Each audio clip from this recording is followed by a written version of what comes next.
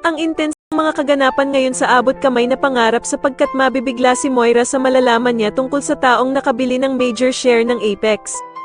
Samantala ay tuluyan na ngang makakalipat si Annalyn sa bahay ni Doc Carlos at makakasama na nga niya ang kanyang inang si Lynette. Subalit mukhang magiging masama ang pag-welcome sa kanya ni Doc Carlos dahil nga sa madadamay siya sa galit nito matapos ngang mabanggit ni Lynette ang pangalan ni Doc Robert sa mismong honeymoon nila. Kaya naman ay malungkot na kakausapin ni Annalyn si Regan at ilalabas nga nito ang saloobin niya dito tungkol kay Doc Carlos. Samantala ay talagang hindi pa din papatawarin ni Doc Carlos si Lynette at bibigyan niya pa nga ito ng kondisyon na kailangan daw na palagi siyang kasama nito kung makikipagkita si Lynette kay Doc Robert. Sa kabilang banda naman ay makikita ni Don Pepe itong si Lander na nakatingin ng masama sa kanila sa isang restaurant na para bang may masamang balak ito sa kanila ni Giselle. Samantala ay ilalabas na nga ng tuluyan ni Moira ang kademonyohan niya sa Apex dahil sa paglilinisan niya ng kotse niya ang mga doktor at nurse niya ng ospital.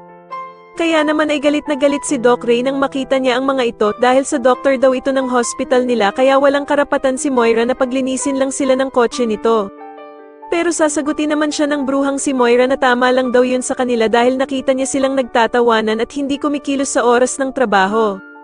Sa kabilang banda naman ay unti-unti na nga talagang lumalabas ang tunay na ugali ni Doc Carlos at pagsasabihan niya pa nga si Lynette ng mga bawal nitong gawin at eto nga daw ay kanyang order na dapat sundin ni Lynette.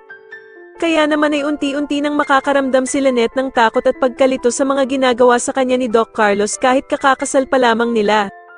Sa tingin niyo nalalapit na nga kayang makulong si Doc Carlos dahil sa lumalabas na nga ang tunay niyang pag-uugali, mas lalo na nga talagang nagiging exciting ang mga susunod na kaganapan kaya naman ay mas lalo pa nating abangan ang mas lalong gumigandang abot kamay na pangarap. Maraming salamat po sa inyong panonood at sana po ay masubscribe niyo ako. Maraming salamat po.